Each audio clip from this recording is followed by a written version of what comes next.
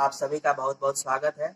अभी अगर आपने प्राणायाम का वीडियो देख लिया होगा तो आपको ये पता चल गया कि प्राणायाम करने का क्या तरीका है और इस पूरे संसार में, इस विश्व ब्रह्मांड में प्राण ऊर्जा भरा हुआ है, लेकिन हमें मिलता उतना ही है जितना हमारे शरीर को जरूरत होती है। कुछ विशेष आवश्यकता की पूर्ति के लिए हमें विशेष रूप से उसको एक्युमुलेट करना पड़ता है, अपने शरीर में धारण करना पड़ता है।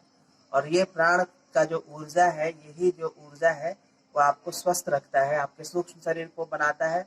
और वो सूक्ष्म शरीर जो होता है वो एक प्रोटेक्शन वॉल की तरह काम करता है। वो वॉल जो आपका सूक्ष्म शरीर प्राणायाम के माध्यम से जितना स्ट्रांग होगा, आपको कोई भी रोग की समस्या नहीं होगी, क्योंकि सूक्ष्म शरीर आपका जितना कमजोर होता है तभी स्थूल शरीर में रोगों का जो होता है एंट्री होती है, रोगों की एंट्री होती है।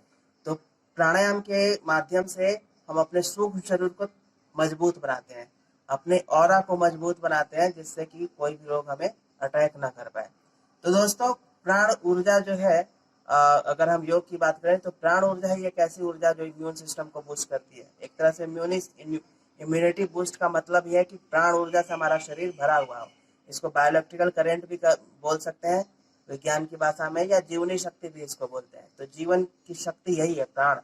प्राण ही जीवन की शक्ति है। तो दोस्तों, अभी मैं ये जो हम लोग बात कर रहे हैं, इसमें हम लोग बात कर रहे हैं खान पान की। खान पान और प्राण की ऊर्जा में क्या संबंध है, बड़ा ही बहुत महत्वपूर्ण टॉपिक है, जिसको मैं 5 से 7 मिनट में आपसे बात करूंगा। दोस्तों, जैसा कि आप सभी जानते होंगे, प्राण कई तरह के होते हैं। उसमें 5 मुख्य हैं: प्राण, अपान, समान, उदान, व्यान। यही पूरे शरीर में आपको शक्ति का संचार करते हैं, और जो भी आपका सिस्टम है, जो भी काम कर रहा है, डाइजेशन हो, रेस्पिरेटरी सिस्टम हो, ब्लड सर्कुलेशन हो, जो भी चीजें हो, प्राण की शक्ति से ही वो शक्ति प्राप्त करके और अपने काम को सुचारू रूप से करती हैं। लेकिन दोस्तों, खान पान अगर हमारा सही नहीं होता है तो प्राण ऊर्जा का एक बहुत बड़ा भाग भोजन को पचाने में लगता है। और जब हम गरिष्ठ भोजन को ग्रहण करते हैं तो बहुत बड़ी प्राण शक्ति उस भोजन को पचाने में नष्ट होने लगती है, और इस तरह से हमारा इम्यून सिस्टम कमजोर पड़ने लगता है।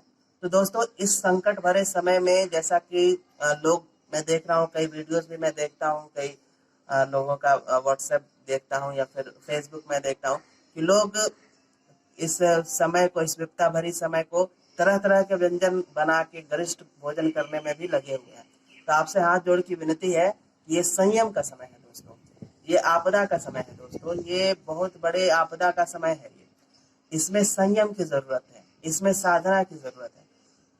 और अगर हम जैसे आप भी जानते हैं कि डॉक्टर्स बोल रहे हैं कि इम्यून आपका बूस्ट होना चाहिए, तो अगर हम इस तरह का गरिष्ठ भोजन, तला हुआ भोजन, गुपचुप या फिर पिज्जा या होममेड जो भी लोग प्रयोग कर रहे हैं, कहने का आशय ये है कि अगर आप गरिष्ठ भोजन करते हैं तो आपकी प्राण की बहुत बड़ी शक्ति उसको पचाने में लग जाती है और आपका इम्यून कमजोर होता है।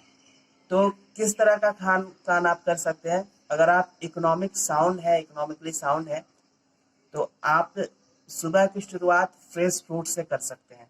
फ्रेश फ्रूट आप कर सकते हैं, हाफ केजी या 1 पाव आप लेके खा सकते हैं। या फिर अ, आप अंकुरित चना खा सकते हैं, 1 मुट्ठी या 1.5 मुट्ठी अंकुरित चना चबा चबा के उसको खा सकते हैं। इसके बाद गैप करें। इसके बाद फिर आप दोपहर के भोजन में हल्का भोजन ले लें, थोड़ा अपने भोजन को कम कर लें। जो आप अन्य समय में भोजन जो भर पेट करने की आदत रही है, उसको कम करें। आधा पेट भोजन करें। आधा पेट भोजन के बाद जो आधा आपका पेट खाली है, उसका उसका हाफ, यानी कि 1/4 आप पानी के लिए बचा के रखें और 1/4 एयर के लिए, ताकि भोजन अच्छे से डाइजेस्ट हो सके।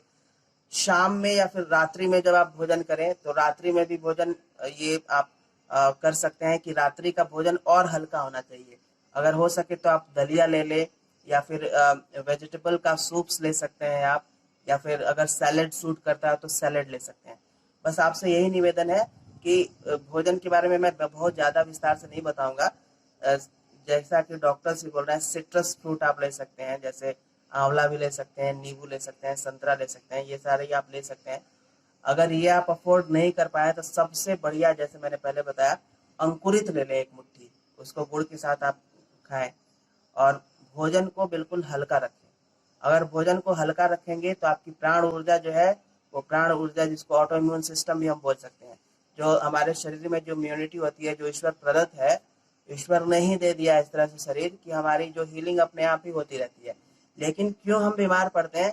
क्योंकि हम आज के इस दौर में स्वाद के पीछे भागते रहते हैं, और भोजन जितना हमें करना चाहिए उससे ज्यादा मात्रा में कर लेने के कारण सारी की सारी प्राण ऊर्जा उसको पचाने में लग जाती है। तो अगर आप जो भी भोजन ले रहे हैं, सिंपल लें, सात्विक लें, सादा भोजन लें, और भोजन की जो मात्रा है उसको थोड़ा कम कर लें। जैसे अगर 4 रोटी खाते हैं तो उसको आप 3 रोटी 2 रोटी पर ले आए। पानी खूब पिए, एडिक्वेट स्लीप लें, और पानी खूब पिए। पानी भी खूब पिएंगे तो यूरिनेशन के माध्यम से और स्वेट आउट के माध्यम से, योग प्राणायाम जब करेंगे तो स्वेट होगा, स्वेट आउट होगा, उसके माध्यम से आपकी शरीर डिटॉक्सिफाई होगी, और इस तरह से आप स्वस्थ रह सकते हैं। बस इतना ही कहना चाहूँगा। धन्यवाद, नमस्कार।